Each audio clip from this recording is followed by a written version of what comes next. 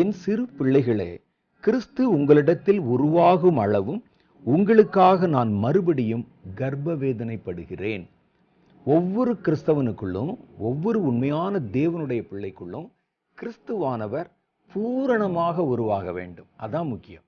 அப்படின்னா என்ன அர்த்தம்னா, கிறிஸ்து உங்களுக்குள்ளே பிறந்த போது கிறிஸ்துவனுடைய சுபாவங்களும் உங்களுக்குள்ளே மெல்ல தலை காட்ட ஆரம்பித்திருக்கிறது. கர்த்தருடைய மன்னிப்பு, மன்னிக்கிற குணம், பரிசுத்தம், கர்த்தருடைய நீதி, கர்த்தருக்குள்ள இயேசு கிறிஸ்துக்குள்ள என்னென்ன குணம் இருக்குதோ அவர் உங்களுடைய இருதயத்துக்குள்ளே வந்தபோது அவைகளுடைய நிழல் அல்லது அவைகளுடைய ஒளி உங்களுடைய இருதயத்துக்குள்ள மெல்ல பரவ ஆரம்பித்தது. ஆனா அது பத்தாது, அது வளர்ச்சி அடைய வேண்டும். அது கிறிஸ்துவாக பரிபூர்ண வளர்ச்சி அடைய வேண்டும். வெறும் பிறந்த குழந்தை நமக்கு ரட்சிப்பை கொண்டு வந்து விடவில்லை. அது பூரண வயதை எட்டி கர்த்தருடைய சித்தத்தை நிறைவேற்றின போதுதான் இயேசுனுடைய பிறப்புக்கு ஒரு அர்த்தம் கிடைத்தது.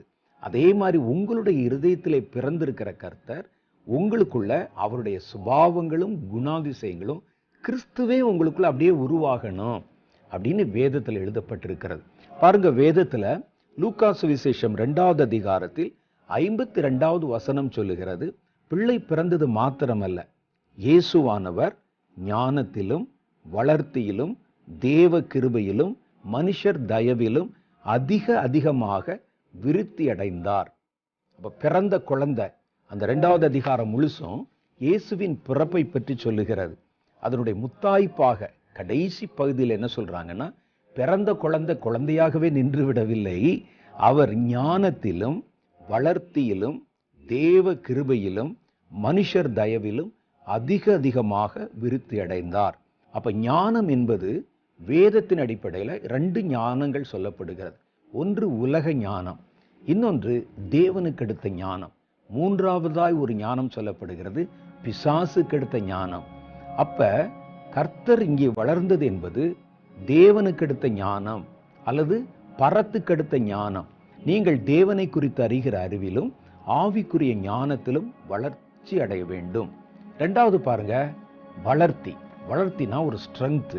எல்லாவற்றிலும் அவருடைய காரியங்கள்ல அவருடைய பரிசுத்தம், அவருடைய நீதி, அவருடைய தயவு, அவருடைய அன்பு போன்ற எல்லா காரியங்களிலும் வளர்ச்சி அடைய வேண்டும்.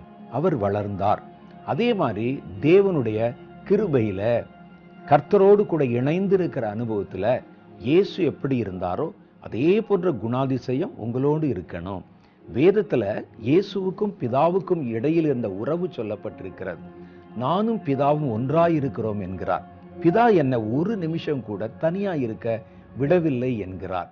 பிதாவானவர் காண்பிக்கிறது எதுவோ அதை தவிர குமாரனானவர் தாமாய் ஒன்றும் செய்ய மாட்டார் என்கிறார். அதே மாதிரி நம்முடைய வாழ்க்கைய அமைக்கிறது கஷ்டம்தான். ஆனா கிறிஸ்து நமக்குள்ளே இருக்கிறதுனால எல்லாம் நமக்கு சாத்தியமாகும். நம்ம என்ன செய்யணும்னா, எல்லாவற்றிலும் இயேசு எப்படி பிதாவினுடைய கிருபையை சார்ந்திருந்தாரோ, எப்படி பிதாவோடு கூட இணைந்து இருந்தாரோ, அதே போல பரலோகத்தோட பிதாவோட தேவனோட ஒரு இணைப்பை நாம் உறுதிப்படுத்தி கொள்ள வேண்டும். அதுதான் சொல்லுது, தேவனுடைய கிருபையில அவர் அதிகமாய் விருத்தி அடைந்தார். அடுத்த கடைசி காரியம் பாருங்க, மனுஷருடைய தயவிலே. இயேசு கிறிஸ்து மனுஷரை நேசிக்கிறதிலும் மனுஷர் மேலே அன்பு வைக்கிறதிலும் ரொம்ப கவனமாக இருந்தார். அவர்களுடைய ஒவ்வொரு பிரச்சனைக்கும் ஒரு தீர்வு தருகிறவராக, பார்த்துட்டு சும்மா போறவராக அல்ல, ஒரு முடிவு சொல்லுகிறவராக, ஒரு விடுதலை தருகிறவராக, ஒரு உதவி செய்கிறவராக தன்னை அவர் வெளிப்படுத்தினார். அப்போ மனுஷருடைய தயவு அவரிடத்துல பெருகியது. அதே போலதான் நம்முடைய வாழ்க்கையில கிறிஸ்து நமக்குள்ளே வளரும் போது கிறிஸ்துவுக்கு அடுத்த சுபாவங்கள் வளர்ச்சி அடையணும். எல்லாருக்குள்ளே இந்த சுபாவங்கள் கர்த்தருடைய பிள்ளைகளுக்குள்ள கொஞ்சம் இருக்கிறது. அன்பு இல்லாம யாருமே இருக்க மாட்டாங்க முழுசா. ஆனா கோபம் வரும்போதுதான் எல்லாத்தையும் மறந்துடுவாங்க. தேவனோடு கூட ஒரு தொடர்பு இல்லாம இருக்க மாட்டாங்க, ஜெபம் பண்ணுவாங்க. ஆனால் பிதாவும் குமாரனும் எப்பொழுதும் ஒன்றா இருந்தார்கள். அது மாதிரி நம்ம இல்லையே. அப்பப்ப கர்த்தரோட இருக்கிறோம், மற்ற நேரங்களில் விலகி விடுகிறோம் தேவனுடைய கிருபையில. அதே மாதிரி கர்த்தருக்குள்ளே இருக்கிற தேவ சுபாவங்களான தேவனுடைய நீதி, பரிசுத்தம் போன்றவைகள் எல்லாம் வளர்ச்சி அடைய வேண்டும்.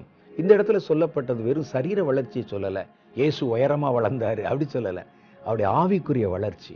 நாம் ஆவிக்குரிய வளர்ச்சியிலே வளர்ச்சி பெற வேண்டும். அதே மாதிரி தேவனுக்கு எடுத்த ஞானம், கர்த்தருக்கு எடுத்த காரியங்களை கற்றுக்கொள்ளுகிற தேவ ஞானம், அந்த ஞானத்தினாலே நிரப்பப்படணும்.